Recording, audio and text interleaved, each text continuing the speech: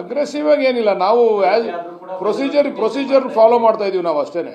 ನಾವು ಅಗ್ರೆಸಿವ್ ಅಂತ ಏನಿಲ್ಲ. ಇದು 1 ವರ್ಷದಿಂದ ಇತ್ತು ನೋಡಿ. ಈಗ ಪ್ರಿಲಿಮಿನರಿ ನೋಟಿಫಿಕೇಶನ್ ಆಗಿರೋದು 1 ವರ್ಷದಿಂದ. ಡಿ.ಕೆ. ಶಿವಕುಮಾರ್ ಅವರು ಮುಖ್ಯಮಂತ್ರಿ ಆಗೋದಕ್ಕಿಂತ ಮುಂಚೆನೆ ಬಂದು ದೇವೇಗೌಡರು ಧರಣಿ ಕೂತಿ ಬಿಡ್ರಿ ಪ್ರಿಲಿಮಿನರಿ ನೋಟಿಫಿಕೇಶನ್ ಅಂತಾರೆ, ಅದಕ್ಕೆ ನ್ಯಾಯ ಸಿಕ್ತಿತ್ತು. ಫೈನಲ್ ನೋಟಿಫಿಕೇಶನ್ ಆದ್ಮೇಲೆ ಬಂದ್ಬಿಟ್ಟು ಈಗ ಡಿ.ಕೆ. ಶಿವಕುಮಾರ್ ಅವರು ಮುಖ್ಯಮಂತ್ರಿ ಆಗ್ಬಿಟ್ಟವ್ರೆ ಅಂತೇಳಿ ಬಂದು ಕೂರೋದ್ರಿಂದ ಇದು ಎಷ್ಟು ಮಟ್ಟಿಗೆ ಸಮಂಜಸ ಅಂತೇಳಿ ಜನ ತೀರ್ಮಾನ ಮಾಡ್ತಾರೆ ಬಿಡಿ. ಈ ಥರ ದ್ವೇಷದ ರಾಜಕಾರಣ ದೇವೇಗೌಡರು ಇವತ್ತಿಂದ ಮಾಡಿರೋದಲ್ಲ. ಎಸ್ ಎಂ ಕೃಷ್ಣ ಅವ್ರ ವಿರುದ್ಧ ಷಡ್ಯಂತ್ರ ಮಾಡಿದ್ರು. ಅವ್ರಿಗೆ ಯಾರನ್ನೂ ಬೇರೆಯವರು ಆ ಜನಾಂಗದಲ್ಲಿ ಬೇರೆಯವರು ಮುಖ್ಯಮಂತ್ರಿ ಆಗಿ ಇರ್ತಕ್ಕಂಥದ್ದನ್ನ ಸಹಿಸ್ಕೊಳ್ಳೋಕೆ ಅವ್ರು ಸಾಧ್ಯನೇ ಇಲ್ಲ. ಅವರ ಮನಸ್ಥಿತಿ ಅದು.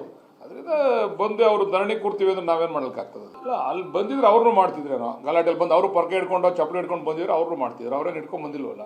ಕಾಂಪ್ಲಿಕೇಟೆಡ್ ಅವ್ರು ಮಾಡ್ತಾವ್ರು ಅಷ್ಟೇ. ಕುಮಾರಸ್ವಾಮಿ ಅವ್ರು ಕಾಂಪ್ಲಿಕೇಟೆಡ್ ಮಾಡ್ತಾವ್ರೆ. ಸರ್ಕಾರ ಏನು ಕಾಂಪ್ಲಿಕೇಟೆಡ್ ಮಾಡ್ಕೋತಾ ಇಲ್ಲ. ನೋಟಿಫಿಕೇಶನ್ ಆಗಿದೆ, ದುಡ್ಡು ತಗೋತಾರೆ, ಜನ ತಗೊಳ್ತಾರೆ, ಆಗೋರು ಮಾಡೋರು ಮಾಡ್ತಾ ಇರ್ತಾರೆ, ಆಗೋದು ಆಗ್ತಾ ಇರ್ತದೆ. ಈಗ ರೈತರು ಕೇಳ್ಕೊಂಡ್ರೆ ಮೇಲ್ಗಡೆ ಸ್ಯಾಟಲೈಟ್ ಸರ್ವೆ ಮಾಡಿ ನಾವು JMC ಮಾಡ್ಬೋದು. ಇನ್ನು ಅಲ್ಲೇ ಹೋಗಿ ಸ್ಥಳದಲ್ಲೇ ನಿಂತ್ಕೊಂಡು ಮಾಡಬೇಕು ಅಂತಕ್ಕಂಥದ್ದು ಇಲ್ಲ. ಇವಾಗ ಯಾರು ಕೇಳ್ತಾರೆ ಅವ್ರ ಹತ್ರ ಮಾಡ್ತಾ ಇದೀವಿ ನಾವು. ಯಾರು ಕೇಳಲ್ಲ ಅವ್ರ ಹತ್ರ ಹೋಗ್ತಾ ಇಲ್ಲ ನಾವು. ಯಾವ ರೈತರು ಬೇಡ ಅಂತ ಹೇಳಿದ್ರೆ ಅವ್ರ ಹತ್ರ ಹೋಗ್ತಾ ಇಲ್ಲ ನಾವು. ಓಟ್ ಬರಲಿ, ದೇವ್ರು ಒಳ್ಳೇದು ಮಾಡಲಿ ಅವ್ರಿಗೆ. ಅವ್ರು ತರಲೆ ಮಾಡೋಕ್ಕೆ ಇರುತ್ತಾನೆ.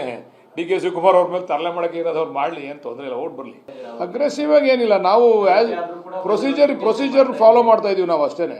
ನಾವು ಅಗ್ರೆಸಿವ್ ಅಂತ ಏನಿಲ್ಲ. ಇದು 1 ವರ್ಷದಿಂದ ಇತ್ತು ನೋಡಿ. ಈಗ ಪ್ರಿಲಿಮಿನರಿ ನೋಟಿಫಿಕೇಶನ್ ಆಗಿರೋದು 1 ವರ್ಷದಿಂದ. ಡಿ.ಕೆ. ಶಿವಕುಮಾರ್ ಅವರು ಮುಖ್ಯಮಂತ್ರಿ ಆಗೋದಕ್ಕಿಂತ ಮುಂಚೆನೆ ಬಂದು ದೇವೇಗೌಡರು ಧರಣಿ ಕೂತಿ ಬಿಡ್ರಿ ಪ್ರಿಲಿಮಿನರಿ ನೋಟಿಫಿಕೇಶನ್ ಅಂತಾರೆ, ಅದಕ್ಕೆ ನ್ಯಾಯ ಸಿಕ್ತಿತ್ತು.